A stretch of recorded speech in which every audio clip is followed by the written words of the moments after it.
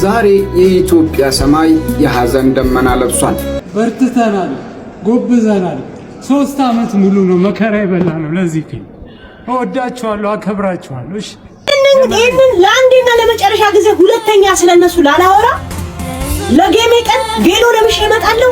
የሱ ማስታወሻ ቤት ያለው ሁላ መጥቼ እንዲደረድራለሁ። አፊታችሁ ያዩ ቬሎን ቆዳድጄ ጥለዋለሁ። አበባ ምናምን የሚባለው ባናቴ ላዙሬ እሰራዋለሁ። ሁለተኛ ስለነሱ አላወራ። የጌሜ ቀን የደስታዬም የምንም የሁሉ ከአይምሮ ላይ እንዲህ ውልቅ የሚልበት ከተሸነፍኩ ችግር የለውም እቀዳለሁ። ካሸነፍኩ ቀድጄላችሁ ለአንዴና ለመጨረሻ ጊዜ ከውስጤ ይወጣል። እሺ ታላችሁ ኢትዮጵያ ስገባ እሱዬ ባሊ ነበር ምናምን ወሬ ሲመጣ እኛ እንግዲህ የሳምንት ወሬ 15 ቀን ወሬ ነው ብዬ ነው የሚያውቁት። እንግዲህ ስቲል ነው ቀጥሏል፣ እስከ ቬሎም ደርሷልና እኔ ሴትዮ አለቃት እንኳን እሱዬን የመሰለ ወርቅ ባል ደግሞዋለሁ። እንኳን እሱዬን የመሰለ የወርቅ ፍልቃቂ የሆነ ባል በህይወቴ ላይ ኖሮ ይቅርና ብቻዬንም ሆኜ ሲንግል ማመም ሆኜ ማሸነፍ የቻልኩ ሴት ነኝ። እውነት ይዋ ከባሏ ጋር እንግዲህ በሶሻል ሚዲያ እንደምታጋራቸው ቪዲዮዎች ትዳሯ ያን ያህል ጥሩ ነው ወይ የበርካቶቻችን ጥያቄ ይመስለኛል። ዛሬ እንግዲህ ይዤላችሁ የመጣሁት ጉዳዮች በዘቢባ ትዳር ላይ ተመስርቶ ሰሞኑን እየተነሱ ያሉት ርዕሶች እንዲሁም ደግሞ መወያያ የሆኑት ጉዳዮችን ተመልክቶ በዛ ላይ ሐሳባችንን እንድንሰጥ እንዲሁም ደግሞ ሐሳባችንን አጠናክረን በደንብ ስለ ጉዳዩ እንድንረዳም የተለያዩ የቪዲዮ ምንጮች ይዤ መጥቼ አንድ ላይ የምጋብዛችሁ ይሆናል። እንዲሁም በተጨማሪም ደግሞ አንዳንድ ቪዲዮዎችን መጨመሬ ስለማይቀር ከዚህ ጋር ልንገራችሁ የነጻነት ወርቅነህ ቤተሰቦች የኛን ድምጽን ወይም ደግሞ የኛን ምርጫ ፈልገው ወደኛ መጥተዋል። ምንድነው እሱንም አንድ ላይ የመጋብዛችሁ ይሆናል። እንዲሁም ደግሞ ሰሞኑን እንግዲህ በርካቶችን ያነጋገረው በፖሊስ ኃይል ወይም ደግሞ በህግ አስከባሪ ህይወቱን ያጣው ወንድማችን በሱ ላይም ደግሞ አዲስ መረጃ መጥቷል። እሱን ተመልክቶም አንድ ላይ እሱንም የማጋራችሁ ይሆናል። ቤተሰቦች አብራችሁን ቆዩ። ሰላም ጤና ይስጥልኝ ውድ የቻናሌ ቤተሰቦች፣ ዛሬም እንደተለመደው ለእናንተ ወቅታዊ አዳዲስ መረጃ ዘል ጉዳዮችን ይዤላችሁ ወደ እናንተ ከተፍ ብዬ መጥቻለሁ። እኔ ምንቴ ነኝ። ቻናሉ ደግሞ ምንቴ ዩቲዩብ ነው። ሰብስክራይብ በማድረግ ይሄንን ቻናል ፋሚሊ መሆን እንዳትረሱ። እንዲሁም በተጨማሪ ቪዲዮ ላይክ አድርጋችሁ ጀምሩ። ላይክ ማድረግ እንዳትረሱ። ይዤ የመጣሁት መረጃ ለበርካቶች ተደራሽ እንዲሆን ስለሚረዳኝ ላይክ ማድረግ እንዳትረሱ። እንዲሁም ደግሞ በተጨማሪ ይዣቸው በመጣኋቸው ቪዲዮዎች ላይ ሐሳብ አስተያየቴን የግል አመለካከቴን እገልጻለሁ። እናንተ ደግሞ ኮሜንት ሴክሽኑ ክፍት ነው፣ ገብታችሁ በነጻነት ሐሳባችሁን ግለጹልኝ። ወደ ቪዲዮቹ እንሄዳለን። አብራችሁን ቆዩ።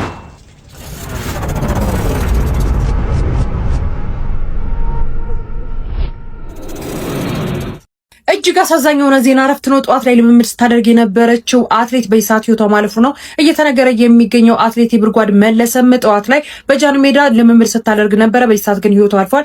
በድንገት ህይወቷ ያለፈበት ምክንያት እንዲሁም ደግሞ የሞቷ ምክንያት ባይታወቅም እንኳን በይሳት በድንገት ህይወቷ ማለፉ እየተነገረ ይገኛል። እጅግ በጣም አሳዛኝ ነው። ይህች ድንቅ አትሌትን በቺካጎ በተካሄደው የማራቶን ውድድር ላይ የብር ሜዳሊያ ማስገኘት የቻለች ሲሆን ከዚህ ቀደም የናስ እንዲሁም ደግሞ የተለያዩ ሜዳሊያዎችን ለኢትዮጵያ ማለት ነው በትልልቅ መድረኮች ላይ አስገኝታለች። እንዲሁም በተጨማሪ ደግሞ ሳምንት በኋላ ለሚካሄደው ትልቅ ለሆነ ለማራቶን ውድድር እንግዲህ ራሷን እያዘጋጀች እንደነበረ ጭምር እየተነገረ የሚገኘው። እጅግ በጣም አሳዛኝ ነው። ባለትዳርና የሁለት ልጆች እናት የሆነችው የ36 ዓመቷ አትሌት የብርጓድ መለሰም እንግዲህ በዛሬው ዕለት በድንገት ህይወቷ ማለፉ ነው እየተነገረ የሚገኘው። ለሟችታችን ነፍስ ይማርልን፣ ለመላው ቤተሰቧ እንዲሁም ደግሞ ለአትሌቲክስ አፍቃሪና ለኢትዮጵያን በሙሉ መጽናናትን እመኛለሁ። በሌሎች አዳዲስ መረጃዎች አሁን በድጋሚ መልሳለሁ። ፕላስ ምልክቷን መጫናችሁን አትርሱ። መልካም ቀን ይሆንላችሁ። እውነት ለመናገር እንደ ሀገር ትልቅ ይሰራ ይመስለኛል። ጀግና ነች ሀገራችንን እንግዲህ በተለያየ ዓለም መድረካት ትልልቅ መድረኮች ላይ እንግዲህ የሀገራችንን ሰንደቅን ከፍ አድርጋ ማውለብለብ የቻለች ጀግና አትሌት ነችና እንደ ሀገር ትልቅ ሀዘን ይመስለኛል። ለሟች ቤተሰቦች፣ የቅርብ ሰዎች፣ ወዳጆች በሙሉ ከዚህ ጋር መጽናናቱን እመኛለሁ። ነፍሷን በአጸደ ገነት ያኖርላችሁ፣ ሀዘናችሁን ያቅልላችሁ ለማለት ወዳለሁ። ወደ ሌላ ጉዳይ ስንሄድ እንግዲህ ሰሞኑን እንግዲህ በርካቶቻችንን ያሳዘነ እንግዲህ በፖሊስ ወይም ደግሞ በህግ አስከባሪ አካል ጥቃት የደረሰበት እንዲሁም ደግሞ ህይወቱን ያጣው በአቶ ተገኝ ባልቻ ጉዳይ እንግዲህ አዲስ መረጃ መጥቷል። እስቲ እሱን ልጋብዛችሁና ሐሳባችንን እንሰጥበታለን። ሰበር የተባለ መረጃ በዚህ ሰዓት ተሰምቷል። በፖሊስ አባል ህይወታቸው ላለፈው ለአቶ ተገኝ ባልቻ ቤተሰቦች የቤትና የመስሪያ ቦታ እንደተሰጣቸው ተገልጿል። አስተዳደሩ ለሟች ቤተሰቦች የሚሆን የመኖሪያ ቤትና እንዲሁም ደግሞ የኑሮ ዋስትናቸውን የሚያረጋግጥ የመስሪያ ቦታ ርክክብ በዛሬው ዕለት መፈጸሙ ነው የተሰማው። የሟች ቤተሰቦች በሰጡት አስተያየት አስተዳደሩ በችግራቸው ወቅት ከጎናቸው መቆሙንና እንዲሁም ደግሞ የተስፋ ብርሃን መሆናቸው ገልጸው መንግስት ከህዝብ ጎን መሆኑን በተግባር አሳይቶናል ሲሉ ምስጋናቸውን አቅርበዋል። በዚህ ጉዳይ እናንተስ ምን ትላላችሁ? ሐሳባችሁን አጋሩ።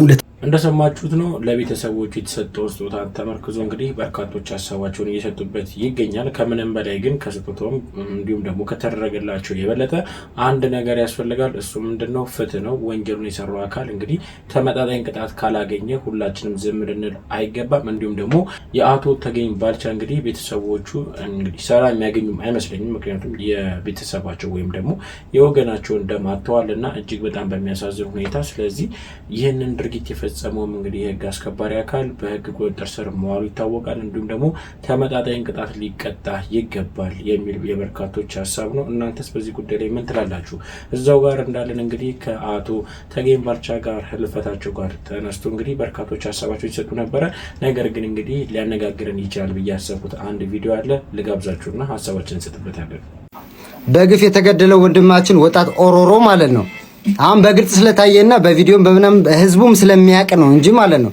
በየቦታው ህግን የማያውቁ የህግ አስከባሪዎች አሉ፣ የትም ቦታ ላይ ማለት ነው። በተለይ አዲስ አበባ ማለት ይሄ ደንብ ምናምን ይባል ማለት መጀመሪያ ራሱ ህግን የማያውቅ ማለት ነው። ስለ ህግ ጠንቅቆ የማያውቅ የህግ አስከባሪ አንድ የህግ አስከባሪ እኮ ሲጀምር መጀመሪያ ላይ ህግን ማወቅ አለበት። የሚያስከብረውን ህግ ቀድሞ ማወቅ አለበት። ከየት እንደምታመጧቸው የትኛውን ትምህርት እንደተማሩ የትኛው መጽሐፍ እንዳነበቡ ምን አይነት ዕውቀት እንዳላቸው ማናቀም። መጀመሪያ የህግን ስርዓት ጠንቅቀው አያውቁም።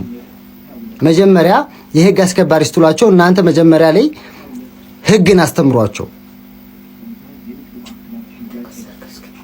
እኛ ሀገር ሰብአዊ መብት ጥሰት ልክ እንደ ደንብ ጥሰት በየቀኑ የሚጣሰው በቃ በየቀኑ ዝም ብለህ ትጥሳለህ። ሰው በጥፊት ወለውላለህ ዝም ብለህ ጣቢያ ኧረ እሱ ምን አደረገ? እሱ አይደለም እሱ ነው እንዴ? አዎ እናንተም ቅመስ ሰው ይደበድባሉ፣ ያመናጭቃሉ። በዛ ላይ ግልምጫቸውስ የት ነው የሚሰለጥኑት? ኡጋንዳ አካዳሚ ነው የት ነው የሚሰለጥኑት? እኛ ሀገር አበሾች ያሰለጥናቸውም እንዴ? ስለ ምግባር ምናምን መንገድ ላይ ስትተላለፍ ራሱ ፈገግታ እኮ የለም። ሰው ኢትዮጵያዊ ሰው እኮ መንገድ ላይ ሲተላለፍ እኮ ዝም ብለህ ስትገናኝ መንገድ ላይ እኮ ታዲያ ሰላም ነው ደህና አደርክ ደህና ፈገግታ እኮ አለን እኮ። ፖሊስ ከሆነ የሚያልፈው ሰውዬ ብሎ ነው የሚያልፈው። እንደዚህ ነው የሰለጠናችሁት በቃ ገላምጧቸው ነው እንደሚሏችሁ ስትወጡ እያንዳንዷን ግልምጥምጧን አውጪው መምታት እንኳን ባትቺ በግልምጫ ድራሿን አጥፊ ተብላችሁ ነው ሽብር መልቀቅ ሰው ላይ። እውነት ለመናገር ይሄን ጉዳይ ስሰማው ሁላችንም ልናስተውለው የሚገባው ለመጀመሪያ ጊዜ በሱ ላይ የተደረገ ወይም ደግሞ ከሱ በፊትስ የተደበደበ የለም የተቀጠቀጠ የለም ወይም ደግሞ ጥቃት የደረሰበትስ የለም ወይ የበርካቶች ሀሳብ የነበረ ነው። እናንተስ እንግዲህ ከወንድሞቻችን እንዲሁም ደግሞ ከሰመረ ባሪያው ሀሳብ ጋር ተነስታችሁ ምን አይነት ሀሳብ አላችሁ ግለጹበት። ለማንኛውም ግን ሁላችንም ልናስተውለው የሚገባው ማንም ከህግ በታች ነው እንጂ ከህግ በላይ የለም። ስለዚህ ህግ እንግዲህ የሁሉም የበላይ እስከሆነ ድረስ ተመጣጣኝ ቅጣት እንደሚያስተላልፍበት ከዚህ ጋር ተስፋ አድርጋለሁ። የብዙዎቻችንም ምኞትና ሀሳብ ይመስለኛል። ስለዚህ በዚህ ጉዳይ ላይ አዲስ ነገር ካለ የማሳውቃችሁ ይሆናል። ወደ ሌላ ጉዳይ ልሄድ ነው። በዋና በመግቢያ ላይ እንግዲህ እንደተናገርኩኝ የድምፃዊ ዘቢባ እንግዲህ የትዳሯ ሁኔታ አሁን ላይ በርካቶችን እያነጋገረ ያው አደባባይ ወጥቶ በርካቶችን እያነጋገረ ይገኛል። ዘቢባ እንዲሁም ደግሞ ባለቤቷ ኢሱ እንዲሁም ደግሞ የቀድሞ ፍቅረኛው ነኝ ወይም ደግሞ ባለቤቱ ነኝ ብላ የመጣችው ሄለን እንግዲህ ሶስቱ በማዕከላቸው የተለያየ ሀሳብ እንግዲህ በሶሻል ሚዲያ ላይ መጥተው እየዘሩ ይገኛሉ። የሶስቱንም ቪዲዮ በቅደም ተከተል ልጋብዛችሁና ሀሳባችንን እንገልጽበታለን። ይህንን ለአንዴና ለመጨረሻ ጊዜ ሁለተኛ ስለነሱ ላላወራ ለጌሜ ቀን ቬሎ ለብሼ እመጣለሁ። የእሱ ማስታወሻ ቤት ያለውን ሁላ መጥቼ እንዲደረድራለሁ። አፊታችሁ ያዩ ቪሎን ቆዳድጄ ጥለዋለሁ። አበባ ምናምን የሚባለው ባናቴ ላይ ዙሬ እሰብራለሁ። ሁለተኛ ስለነሱ አላወራም። የጌሜ ቀን የደስታዬም የምንም የሁሉም ከአይምሮ ላይ እንዲህ ውልቅ የሚልበት ከተሸነፍኩ ችግር የለውም እቀዳለሁ። ካሸነፍኩ ቀድጄላችሁ ለአንዴና ለመጨረሻ ጊዜ ከውስጤ ይወጣል። እሺ ታላችሁ ያ ሱፉን ሄዶ ነው ያገባበት ቬሎ ግን እኔ እስከዛሬ አስቀምጫለሁ። አበባው እንኳን እንዳለ ሳይቻለሁ። አሁን ቀይ ልብስ ለብሰ ቀይ አበባ ይዛላ መጣ። አንተ ጠንያ ቀይ አበባ አይወድም እያልኩ ለስነግራት አሽሙር ነው በእናንተ ቤት። ይሄንን እንዳለ ስለነሱ ለማከንተ የሚመጣው ቅዳሜ ብቻ ጠብቁ። የሚመጣው ቅዳሜ እያየው ቀዳድጄ እጥላለሁ። ከዛ በኋላ ስለነሱ አላወራ። ይሄ ድንፋታ የእውነት ታውኛው በቃ አላወራም ከዚህ በኋላ በዚህ ነገር እናንተ ምን ሆነ መሰለሽ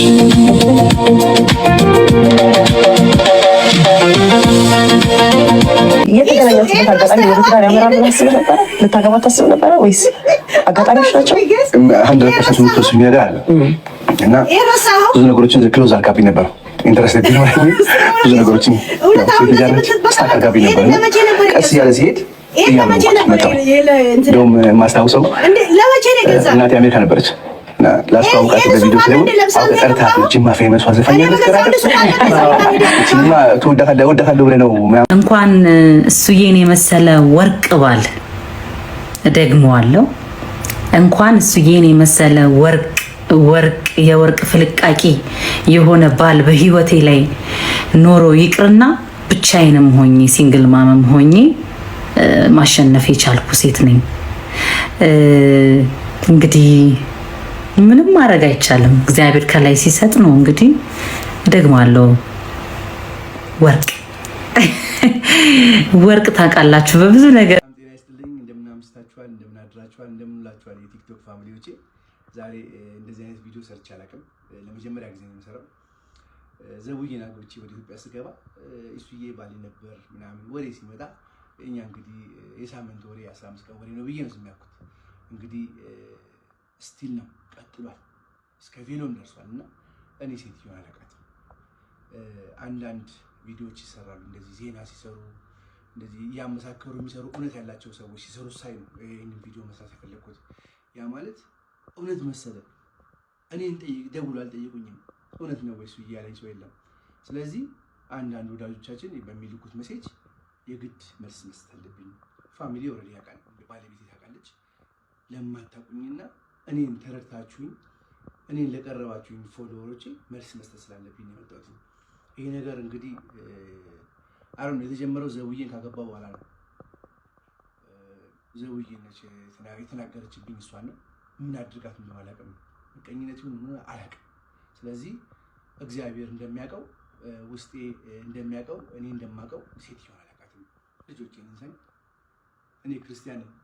በህይወቴ ውሸት ላስታርቅ እችላለሁ። ውሸት ወደፊት አያራምድም ብዬ ሁሌም የምናገረው ነገር ነውና እንደ እግዚአብሔር ፍቃድ ሆኖ ዘውዬን አግብቻለሁ።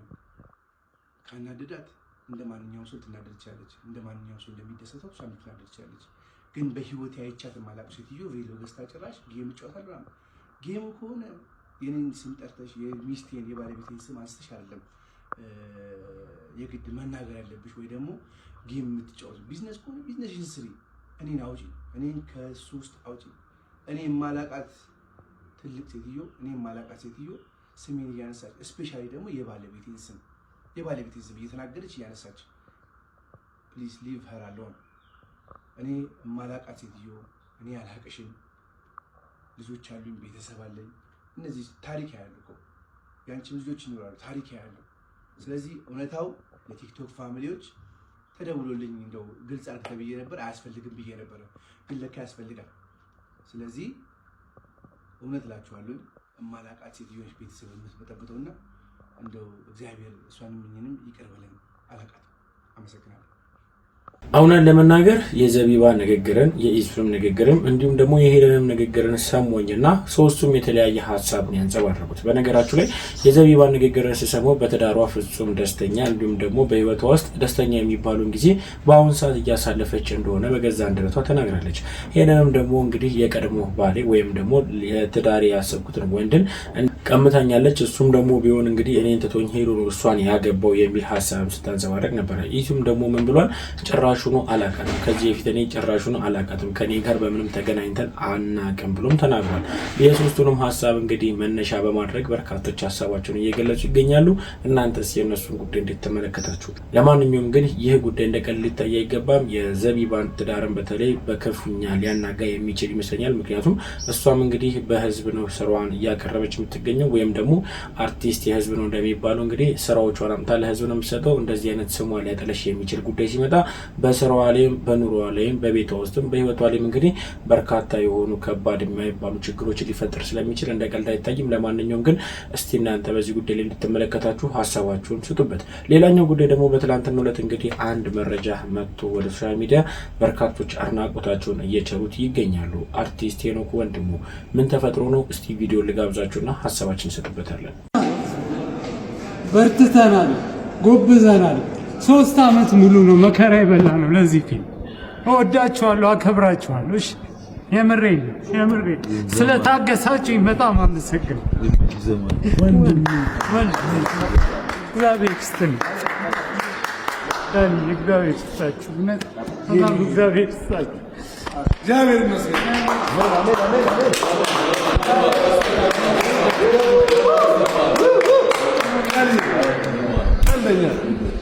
አንደኛ ገብርኤል አንደኛ የኮሮ ጀግና ናይቃር እግዚአብሔር ይመስገን። እግዚአብሔር ይመስገን።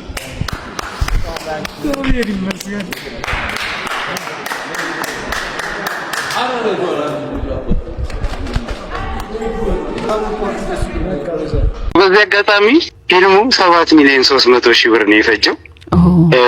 በደንብ በኦዲት ተሰርቶ ምን ብሎ ሄኖክ እንዴት ዋልክ? እግዚአብሔር ይመስገን አሁን ደህና ነኝ። ጎሽ እንኳን ደስ አለህ ነው የምንለው መቼም። በጣም ቴንኪው።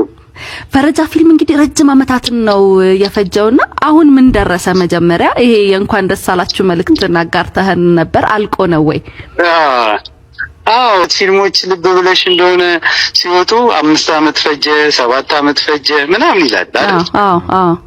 ፕሮግረሱ ስለማይነገር ቀላል ነው። አሁን 3 ዓመት ከ5 ወር አካባቢ ኦልሞስት ልጅ ተወልዶ ትምህርት እስኪጀምር ድረስ ነው። እና ግን በጣም እኔ ፊልም እሰራለሁ ብዬ ራሴን ነው የሰራው። የህዝቡም የኑሮ ሁኔታ አለ፣ በጣም አቢዩዝ እየተደረገ ነው ያለው። በዛ ውስጥ ነው እኔን እያገዘኝ ያለውና አመስግኝልኝ እባክሽ። ይሄው ደርሷቸዋል ሁሉምና አሁን እንዴት ሆነ? አለቀ። አዎ ቀረጻ ጨረስኩኝ። ከስር ሚቲንግ አልቋል። ይሄው ያመነኝ ህዝብ እንግዲህ በቅርቡ ሰጠዋለሁ ብዬ አስባለሁ። በዚህ አጋጣሚ ፎንካይ ፊልሙ 7,300,000 ብር ነው የፈጀው። በደንብ በኦዲት ተሰርቶ ምን ብሎ በደንብ በኦዲት ተሰርቶ ምን ብሎ 3,400,000 ብር ህዝብ አገዘኝ። የጠየቁት ህዝብ የማላውቀው ህዝብ። ሌላውን እኔ መኪና ሸጬ እንዴ ትልቅ መስዋዕትነት ነው በነገራችን ላይ ሄኖክ። ለኢንዱስትሪ እንደውም ጥሩ መንገድም የጠረክ ነው ይመስለኝ ሄኖክ። አሁን ሰርተህ ጨርሰህ ማሳየትህ በራሱ ምናልባትም እስከ ለተሞቴ ድረስ 50-60 ልደርስ ይችላል። ገብቶሻል? ህዝብ ፕሮዲዩስ ያደረገው የመጀመሪያው ፊልም ደስ አይልም? በጣም ደስ የሚል ነው። እውነት ነው እኮ የምነግርሽ። እኔ እውነት በጣም እንደውም አንድ የሰማሁት ነገር ምንድነው ይሄ ፊልም በሚሰራበት ጊዜ በጣም ብዙ ውጣ ውረዶችን አልፋችኋልና ሌላ ፊልም የሚወጣው ታሪክ ሁላ አለ፣ አጋጣሚዎች ሁላ ነበሩና ይሄን ውጣ ውረድ ራሱ እንደ ፊልም ተደርጎ ድጋሚ ቢሰራ ሌላ ስክሪፕት ነው የሚሆነው። ብዙ ነገር አለ። ግን ምንድነው መሰለሽ ያው ሁሉም ላይ እኮ ስቶሪ አለ አይደለ? ግን በቃ ማለት እንዴት ብዬ ልንገርሽ፣ ሁሉ ነገር ድራማ ነው ብታይ፣ ሁሉ ነገር ኦልሞስት ምናምን ሰው በላይ ነው እንትን የምለው የቱን አንስቼ እንደምጨርስልሽ አላውቅም። ማለት በጣም ከባድ ነበረ ብታይ። ማለት በጣም የሚገርም ኢነርጂ ያላቸው ልጆች ናቸው ያሉት የነበረው እጄ ላይ። ማለት ብሳደብም ባለቅስም በስቅም ብጫወትም እንደሳኩት ይስቃሉ፣ እንዳለቀስኩት ያለቅሳሉ፣ እንደተቆጣዋቸው ይችሉኛል። ማለት እንዴት ምን አይነት መድረክ አግኝቼ እንደማመሰግናቸው አላውቅም። ትተውኝ አልሄዱም 4 ዓመት ሙሉ ከዝግጅት ጀምሮ። እሱ በራሱ ለኔ ፊልም ነው። አዎ እያየን ነበር። በጣም ኢሞሽናል ሆናችሁ ስትተቃቀፉም እያየን ነበር የነበረው። ምንም ልል አልችልም። ምስጋና የተለመደ ነው። እንደዚህ ቅድስት ድንግል ማርያም ምናምን እላለሁኝ ወይ እግዚአብሔር ምናምን እላለሁኝ። እግዚአብሔርና ድንግል ማርያም የሰጡኝ ሰዎች ናቸው እያገለገሉኝ ያሉትና በእነሱ ውስጥ እነሱን አመስግኝልኝ። ማንንም ስም ጠርቼ ማንንም አልጨርስም። እውነት ፈጣሪ የሰጠኝን እኔን እንዲያገዘኝ በሙሉ አመስግኝልኝ። እውነት ጉራጌ ምን ይላል መሰለሽ? ለበሬም ለሚጥሚጣ የሚያዋጣ ያው አዋጣ ነው ይላል። ስጋው ያለ ሚጥሚጣ አይጣፍጥም። ትክክል። ሚጥሚጣውን ብቻውን አይበላም። ትክክል። ገብቶሻል? እያንዳንዱ ሰው እዚህ ፊልም ላይ ያሻራው መጥቶ እንኳን አይዞህ ብሎኝ የሄደ ለእኔ ንጉስ። በቃ ይሄንን ነው የምነግርሽ። ሰው ሰጥቶኛል አምላክ ነው። እንዴ እስኪ እወዳችኋለሁ፣ አከብራችኋለሁ። እሺ የምሬን ስለታገሳችሁኝ በጣም አመሰግናለሁ። እግዚአብሔር ይስጥልኝ።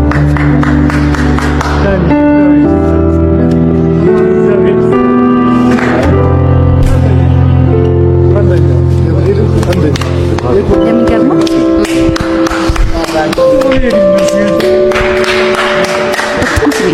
እያለቀሱ ነው እያጨበጨቡ። እውነት ለመናገር ለጥበብ የሚከፈል መስዋዕትነት እንግዲህ የፊልሙን ኢንዱስትሪ አንድ ደረጃ ከፍ ለማድረግ ራሳቸውን እስከ መስጠት ደረጃ የደረሱ ጥቂት አርቲስቶች አሉ። ከነሱ መካከል እንግዲህ ደምቆ በጉልህ ሚና እንግዲህ የራሱን አሻራ በጥበብ ላይ ለማስፈር እየተንደረደረ ያለው ሄኖክ ከወንድሙ አሁንም ላይ እንግዲህ ራሱን በምን ያህል መስዋዕትነት ውስጥ እንዳሳለፈ በዚህ ሁኔታ ተመልክቼ እኔ በራሴ በጣም ተገርሜያለሁ፣ ወይም ደግሞ አድናቆቴን በዚህ በኩል ልሰጥ እፈልጋለሁ። የበርካቶችም እንግዲህ አድናቆት እየዘነበና እየጎረፈለት ይገኛል። እናንተ እስከ ሄኖክ ከወንድሙ ጋር በተነሳ ምን አይነት ሀሳብ አላችሁ? ሀሳባችሁን ግለጹበት። እኔ ግን ለጥበብ ራሱን የሰዋ ጀግና አርቲስት ከሚባሉት መካከል አንዱ አድርጌ በኔ አመለካከት አይቼዋለሁ። እናንተም ሀሳባችሁን ስጡበት። ሌላኛው ጉዳይ ደግሞ የነጻነት ወርቅነህ ቤተሰብ የነጻነት ወርቅነህ ቤተሰቦች አሁንም ለየነፂ ወዳጆች ወዴት አላችሁ? የእናንተን ሀሳብ እንፈልጋለን ብለው ወደኛ መጥቷል። ምንድነው? እስቲ ቪዲዮ ልጋብዛችሁና ሀሳባችን ስጥበታለን። ጤና ይስጥልኝ። መሰረት ወርቅነህ ነኝ። በነፂ ሐውልት ላይ በጣም እንዳዘናችሁ አውቃለሁ። እኛም አዝነናል፣ ግን እየተስተካከለ ነው። ግን አሁን በጎን በኩል አንድ የፎቶ ማስቀመጫ ቦታ አለ። ሐውልቱ ተስተካክሎ እስከሚሰራ ድረስ ከዛም ለዘለቄታው ኢፖክሲ የሚሰራ ልጅ ልስራ ብሎኝ ቃል ገብቶልኛል። የቅዱስ ዑራኤልንም የሚወደው የታቦትን የቅዱስ ዑራኤልንም አስቀምጥለታለሁ አንድ ላይ ብሎኛልና ፎቶ እኔ ጋር አለ። ሁላችሁም የነፂ ቤተሰቦች ፎቶ ይሄ ይሁንልኝ የምትሉ እናንተ ጋር ፎቶ ካለ ፎቶውን አስቀምጡ። እኔ ደግሞ ፎቶውን አስቀምጥላችኋለሁ። እንደ ወዳጆቹ እንደ ቤተሰቦቹ እንደ ሁሉ ነገራችሁ እንደሆነ አውቃለሁ። የሱ ፎቶ ይሄ ይሁንልኝ የምትሉት ምረጡ፣ አስቀምጥላችኋለሁ። አመሰግናለሁ። ሰላም ሁኑልኝ።